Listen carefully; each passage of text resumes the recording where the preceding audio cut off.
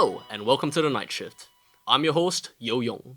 Tonight, interviewer Jing Kai sits down with SEA Games gold medalist Jung Yi to answer your hottest questions. Good evening, everybody. I am Jing Kai. Let's all welcome Jung Yi. Thanks for making time for us. Before we start, perhaps can you tell us more about yourself and how do you get to the SEA Games and become the gold medalist? A little bit about myself. I was from ACS Independent in JC. Yeah, and actually swimming has always been part of my life since a very young age. I started swimming when I was about 5, and then I started competitive swimming when I was 11. And then I found a liking in it, and I decided to pursue it more, like to invest more time. That kind of led to my first debut in the national team in 2017, where I participated in my first SEA Games. The recent one where I managed to win the gold medal was my 4th edition. So how did the first 3 editions look for you? My first SEA Games, that was I think that was quite a scary experience. Is it? Yeah, it was Tell my us about first international meet where I was competing in an open age group. Because previously I had gone to a couple of junior meets, such as like the World Juniors, Youth Olympic Games, those kind of things. But this one was racing with like teammates such as like Joseph Schooling, Kwa Zheng Wen. Like those were really like kind of like the stars that I saw when I was like growing up in the swimming scene.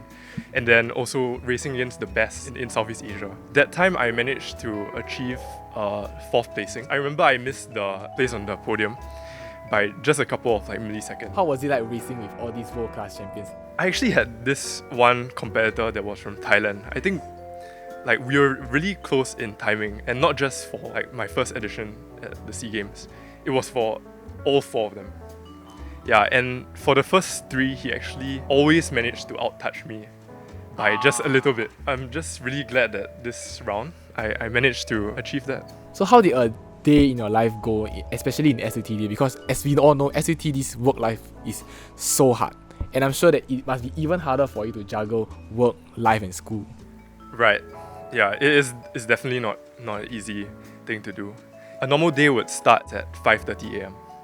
Yeah, so I'll have to wake up at 4:50, get ready, have something to eat. Wow. And then make my way down to the pool, which is at Chinese Swimming Club. Yeah, and then my session will last about 1 hour 45 minutes to 2 hours. Yeah, that will end around 7:30.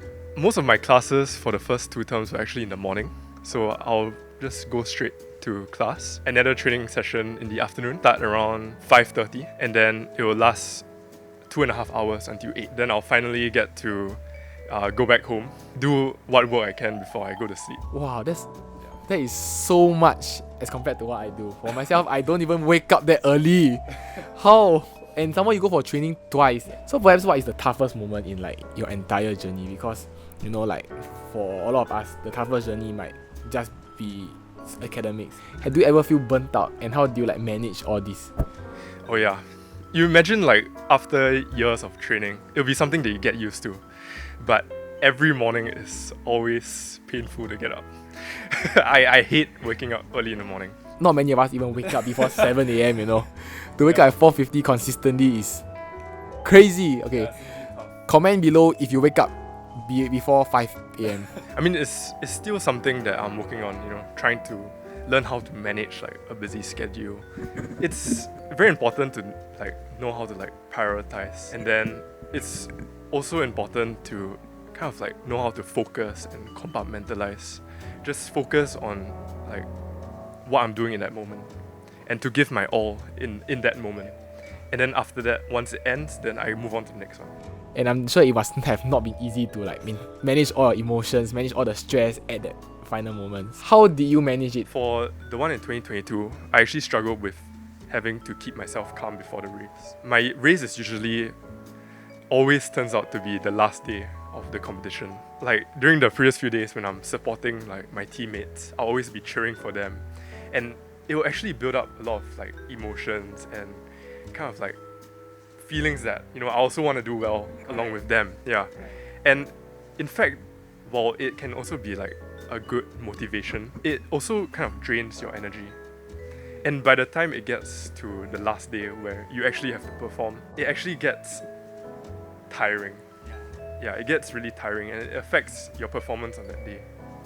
Yeah, so that's something that I learned from the last SEA Games, and I think for this SEA Games, I actually managed to control and manage my emotions a lot better leading up to the race. And I think that was one of the main factors that helped a lot. Helped you to win lah. Yeah, Okay. that's right. Were you in the pool when you realized that you had won? Honestly, because I wear spectacles, I couldn't really see the board. Okay, So okay. I had to remove my goggles, and then I had to really like look really hard at the screen. Okay. And then I saw my name right at the top. At the top. Yeah, and wow, that moment was really like, I see. it's really unbelievable. Yeah. Wow, that's amazing. It's always been like a lifelong dream for me. Ever since like I started swimming. Like winning SEA Games, it has always been like one of those goals up there. Yeah, because SEA Games is something that's very close to the swimming community in Singapore. And it's something that I told myself that I wanted to achieve. Yeah. So Wow, I'm so proud of you, man. Thank you. That's so cool. thanks so much. Wow. If Yeah. I had a chance to like take part in an actual competition also, right, and represent Singapore, I think that would be something that I would love to do. But unfortunately, I'm not that fit. But it's You okay. can get there, you can I get can there get too. there. I can get there. Yeah. Okay. And one question that I've been wondering a lot: how did it feel for you when you heard the national anthem play? I think like on the podium when the national anthem played, I think in that moment I almost cried on the podium. Yeah.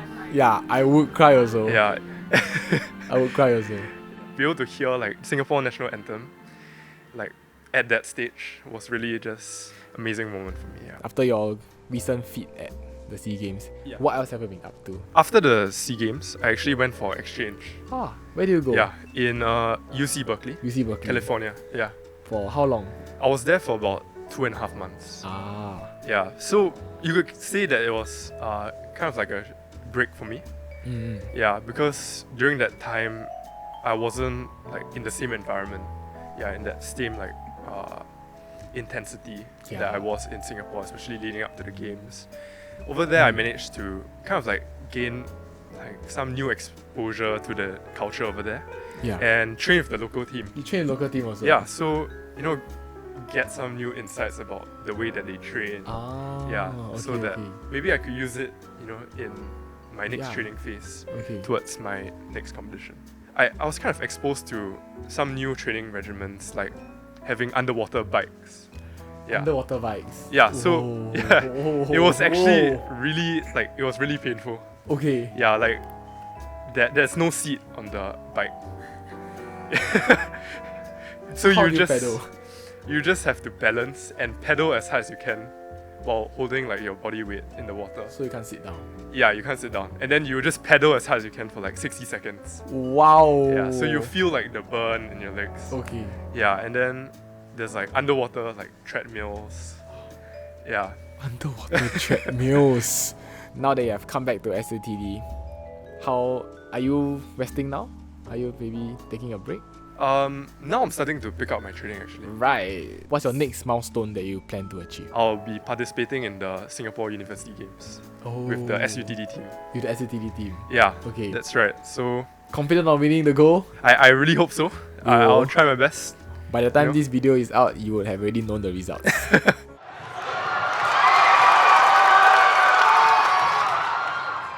So maybe one question from the community would be, why SUTD? I think I chose SUTD because when I came for the open house, I was actually very like bored by the kind of like hands-on learning. When I came over, I saw like the Fab Lab, which was really something that I hadn't seen in other universities. Like when I went to the other schools, I felt like it was very focused on just computer science, and you don't really get to have exposure to these other things, which also interests me.